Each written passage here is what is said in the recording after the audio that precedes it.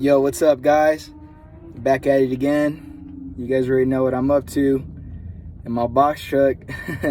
but anyways, I want to touch up on a pretty important subject today that I feel like if you're new to this industry, that you should be aware of, and do your research and prepare as much as possible, because I do believe this to be one of the most challenging parts of the business itself, and it's definitely going to be something that's going to frustrate you a lot. And I know this because this frustrates the heck out of me. Like, it literally boils my blood. But you learn to deal with this situation, and there's ways to get around it. I mean, I haven't entirely figured it out yet, but if you guys have any recommendations, let me know. But what I'm talking about is dealing with freight brokers. So anybody who's been in the industry for a while knows like what a pain these guys can be. So there's multiple things you got to consider when you're dealing with freight brokers. From the moment you're trying to negotiate a load with them, all the way up to the moment where you're trying to get paid.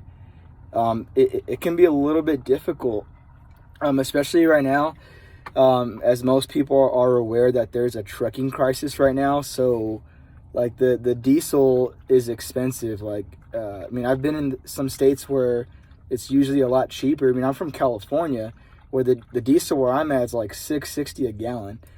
But in other states, it's like $5.60, as low as $5.20, I would say. Nothing lower than that, though. So diesel's at an all-time high right now.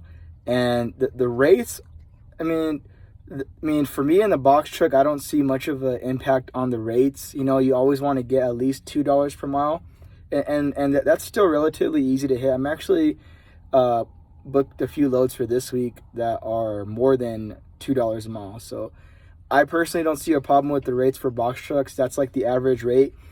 I think moreover the semi-truck drivers are taking an impact from that, because if you're driving a semi, your cost of operation is definitely a lot higher. So like $2 per mile on a semi-truck, that's not gonna cut it, But $2 per mile on a box truck, it's a lot more reasonable. It's actually a decent rate.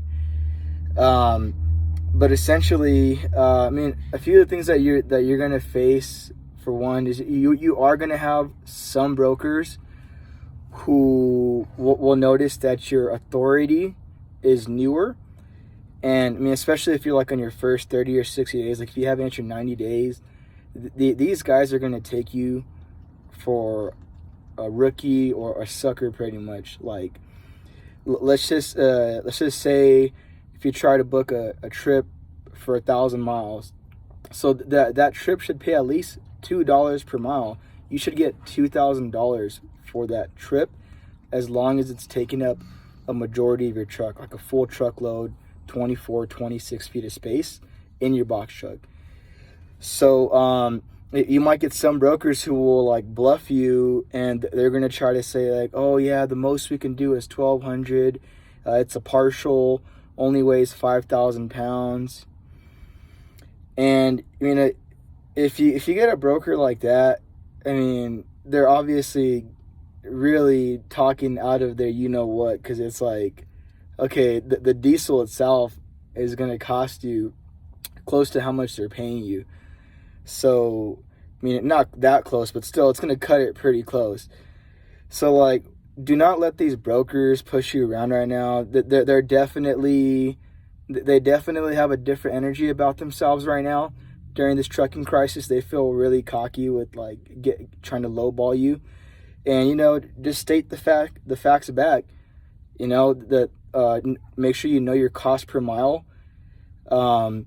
So if they're trying to give you a rate where you're going to break even or not make money, I would even hang the phone up on them. There's lots of loads you can choose from, either from DAT, Selectus, or any other trucking app. There's so many you can use right now. So don't get stuck taking cheap freight from these guys. Um, Another thing, some brokers, especially if you're a business owner, you might not like this very much, but sometimes you'll get a broker who's a little bossy. Like they'll try to like check up on you like every 3 hours, try to call you, make you do extra stuff. I mean, if it's not in your contract to do that, then you don't have to really keep a tab. Sometimes they'll keep it simple. They'll have like a tracking app, and that's up to you if you want. I don't really mind it. I just log in and yeah, they could track my location, whatever, not a big deal. But easily the most challenging thing, and I think I speak for almost every truck driver when I speak about this, semi-truck, box truck, if you're hauling auto, the biggest challenge with these brokers is getting paid on time. So sometimes you might have like 3 or 4 loads you completed, and especially if you're a new business, like you need that cash flow, you need that money going back into your account so you can pay for your fuel, pay for your insurance, and so forth. So what I notice is like it doesn't really matter if you like dropped the load off early or made a great impression. A lot of the time, I mean, I don't know why they do this, and if somebody knows why, comment down below. But a lot of the times you'll complete a load, and then what you have to send the broker is your proof of delivery, so you can get paid, as well as like the information for your account and routing number. And I mean, if you have a factoring company, you'll find out that even your factoring company won't work with some of these brokers. So I highly recommend like checking the credit scores before you even start working with a broker, because I've had some brokers who we had a quick pay agreement, and these guys take like almost 10 days to pay you out when it should be like 1 to 2 business days. So yeah, that's easily the most challenging part, is getting these guys to pay you on time. You'll email them the proof of delivery, your invoice, as well as your payment information for quick pay, and these guys will just disappear. Like they'll just fall off the face of the earth. And I've tried a few different things to make sure these guys don't mess around, and I found a few effective things, and I'm still learning myself, being on my 3rd month of business. But if you guys know any better tactics, let me know. I'm open to learning as well. But one thing I do, the first thing I do is I'll start sending follow-up emails daily, and if I don't get a response in like 2 or 3 days, what you could do is refer to the rate con. Usually on the rate con paper, it'll have like a manager's number who you can contact. It's not always guaranteed though. Sometimes the managers like just brush you under the rug. These guys, sometimes they'll answer with an attitude, and they'll give you like some wacky excuses like, oh, okay, I'm gonna call you back in like 10 minutes.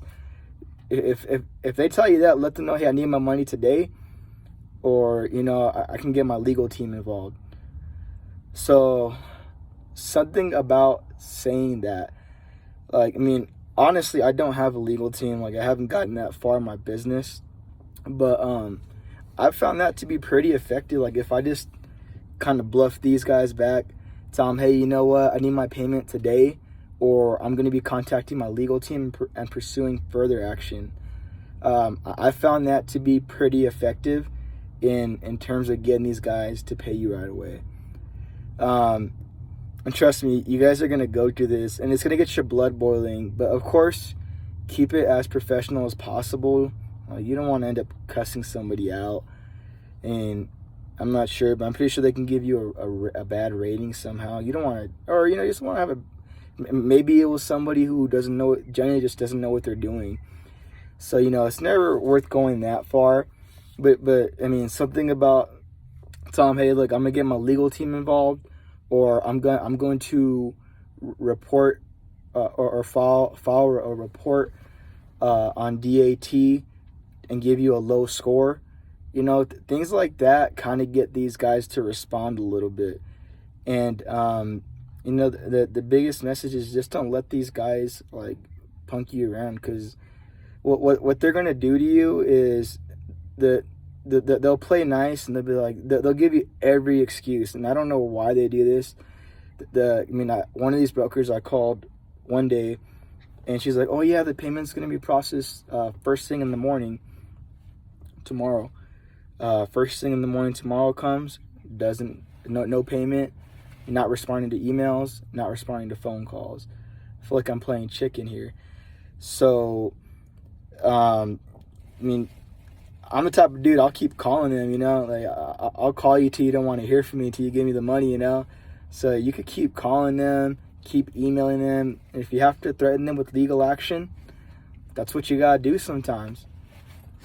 And so those are that's just what I think to be the most challenging thing in this business, is dealing with brokers. Like you guys are gonna find out there's a lot of shady brokers. Sometimes they'll get attitudes with you. Sometimes they're gonna overload you. So never trust a broker. That's just one thing I gotta say. If you find a good broker, hold on to them. Keep doing business with them. It's definitely worth it. But yeah, for me personally, everything else about the business is pretty easy. Like driving is super easy for me. I could drive all day long. It doesn't wear me out. I guess one other challenge would be sleeping in the box truck, but you kind of get used to it. Like my first week, I was like, oh dang, I kind of feel like a homeless dude out here, But you can make it comfortable. I got a sleeping bag and a few blankets and a couple pillows, and it's like a bed in here. I get to the point where I'd knock out right away. So sleep in the box truck, not so bad. You could get hotels, but realistically, with the trucking crisis, if you're buying hotels, you're gonna hurt your profit, So I wouldn't recommend it. Just rough it out for a bit and grow your business. Make sure you're making smart moves. Hotels you can get, but I'm just saying I wouldn't recommend it. It's gonna add like an extra $500, $700 a week to your expenses in a month. That's like $2,000 to almost $3,000. You don't want to be spending extra money. But yeah, you guys, that's just what I believe to be the most challenging thing in this business, is dealing with brokers. Please, do you guys have any tips on how you deal with brokers? If you've been in the industry for a while, or if you know any tactics, comment down below and let me know. Or if you even have any crazy stories like about your dealings with brokers, like how long they might take to pay you, or just like the craziest thing you've had with the broker, comment it down below. I want to hear about it. But nonetheless, guys, keep your head up out there. I know it's a little tough right now, but what matters is you just got to keep hustling for it, keep your head up, and keep trying. Peace out, guys.